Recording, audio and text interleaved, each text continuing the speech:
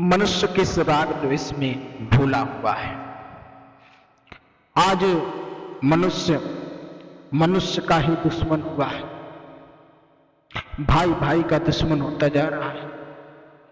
परिवार में एक दूसरे से बैर करना, एक दूसरे के धर्म और जाति से बैर करना, एक दूसरे के आगे बढ़ने से ईर्ष्या होना।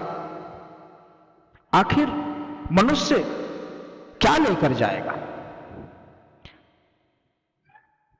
वह सदगुरु कबीर साहब कहते हैं कि खाली हाथ मुट्ठी बांधकर वह आया था और खाली हाथ वह जाएगा। लेकिन मनुष्य यह सब जानते हुए भी अपने आप को इस प्रकार से उस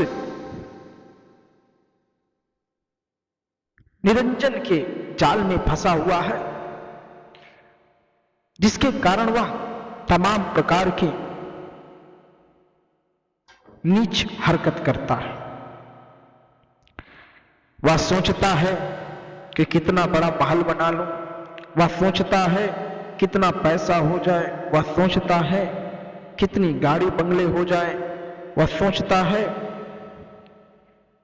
कितना धन और ऐश्वर्य की प्राप्ति हो जाए, लोग मुझे जानने लगे, लोग मुझे समझने लगे।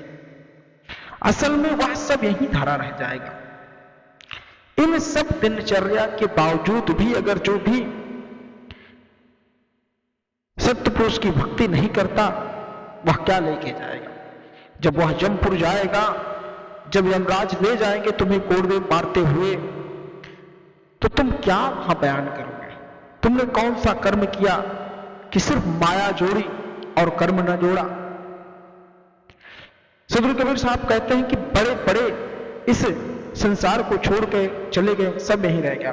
सदगुरु कबीर साहब कहते हैं, हरणा कुश रावण गौ कंसा, अकृष्ण गए सुर नर मुनि बंसा, ब्रह्मा गए मर्म नहीं जाना, बर सब गए जिरहल सयाना, समझ न परिल राम की कहानी, और निर्वक दूध के सरवक पानी, रह गए पंथ कथित भव पवना, और दसो दिशा जारी भय गवना, मीन जाल भव ई संसारा, लोह की नाव पाषण को भारा, खेवै सबे मर्म हम जानी, त्यों कहे रहे उतरानी। कबीर साहब कहते हैं, हिरण्याकश्यप जैसे बलशाली, रावण और कंस जैसे अति बलशाली चले गए। इनमें से किसी ने भी सदैव शरीर को रखने का उपाय को नहीं जाना। रावण जैसे महान ज्ञानी, जिसे भगवान शंकर से अमर प्राप्ति हुई थी, वह अमर हो गया था। लेकिन उसकी यही लालसा उसके मृत्यु का कारण बनी और पूरा विनाश हो गया। हिरण्याकश्यप जैसे महान ज्ञानी, कंस जैसे महान बलशाली, रावण जैसे महान ज्ञानी, हिरण्याकश्यप जैसे और कंस जैसे महान बलशाली वह भी चले गए। इनमें से किसी ने शरीर को अपने संभाल के नहीं रख पाए। श्री कृष्ण, देवगण, नर, मुनि सभी अपने कुल सहित चले गए। किसी को आप अभी देख रहे हैं, सारा कुल का कुल समाप्त हो गया। लेकिन अगर कुछ गाया जाता है तो उनके कर्म, रावण के अपने कर्म गाए जाते हैं, राम के अपने कर्म, श्री कृष्ण के अपने, कंस के अपने कर्म। कंस और रावण के उनके दुष्कर्मों का ही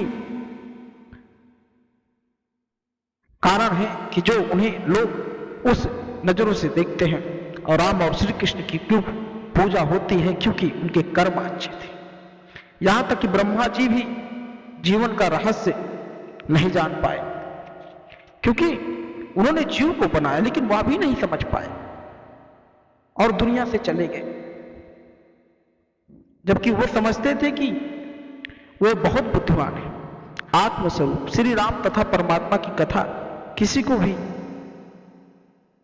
यहां किसी ने नहीं समझा, राम को भी नहीं समझ में आया। यह अर्थार्थ अथवा भ्रमित करने वाली उन्हें यह भी समझ में नहीं आया कि शुद्ध दुग्ध है अथवा तालाब का पानी। लोगों के पवन पखेरु थक जाते हैं और वह एक दिन 10 दार यानी 10 इंद्रियां उजाड़ कर गमन कर जाते हैं। जिस प्रकार मछली को फंसाने वाला जाल होता है जिसमें मछली जाते ही फंस जाती है, उसी प्रकार यह संसार भी मछली के जाल से सदृश है। अज्ञानता के वशीभूत होकर लोग लोहे की बनी हुई नाव पर पत्थर लादकर पार जाने की इच्छा रखते हैं। भाव यह है कि अज्ञान रूपी नाव को जो चढ़ता है और जड़ता रूपी पत्थर का भार रखकर संसार रूपी समुद्र को पार करना चाहते हैं। आश्चर्य की बात है कि अज्ञान में डूबे अभिमानी मनुष्य कि हमें नौका खेना अर्थात चलाना आता है और उनकी नौका डूब रहती है, वह डूब जाती है, परंतु फिर भी यह कहते हैं कि हमारी नौका तैर रही है या कि फिर वो पार हो रही है, जबकि यदि ज्ञान रूपी आंखों से देखे तो नौका डूबती जा रही है। लोगों को लगता है कि मैं भक्ति कर रहा हूं, लेकिन उनका कर्म जो होता है, क्या वह सच्ची भक्ति कर रहे हैं? वह किसकी भक्ति कर रहे हैं जिसको उनको मुक्ति मिलेगी? लेकिन लोगों को समझ में नहीं आता। सदगुरु कबीर साहब इसीलिए तो कहते हैं, लेकिन लोगों को यह समझ में नहीं आता। सदगुरु कबीर साहब आगे कहते हैं, मछरी मुख जस के चुआ, मुसवन मोह गिरदान, असरपन मह गहे जुआ, ऐसी जाति देख सबन की जान।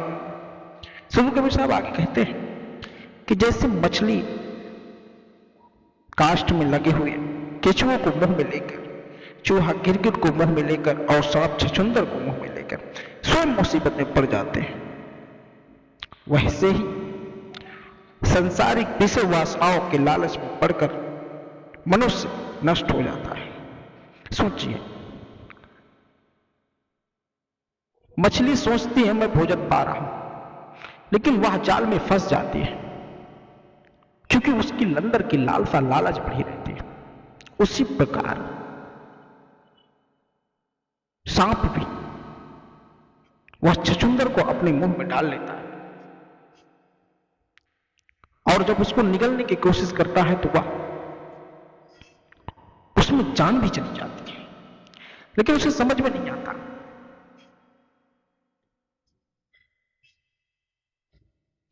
इसी प्रकार जब तक तुम अपने मन मस्तिष्क को सुदृढ़ नहीं रखोगे, तब तक तुम्हें सही ज्ञान का, तुम कौन हो, तुम्हें क्या करना चाहिए, यह तुम्हें कभी पता नहीं।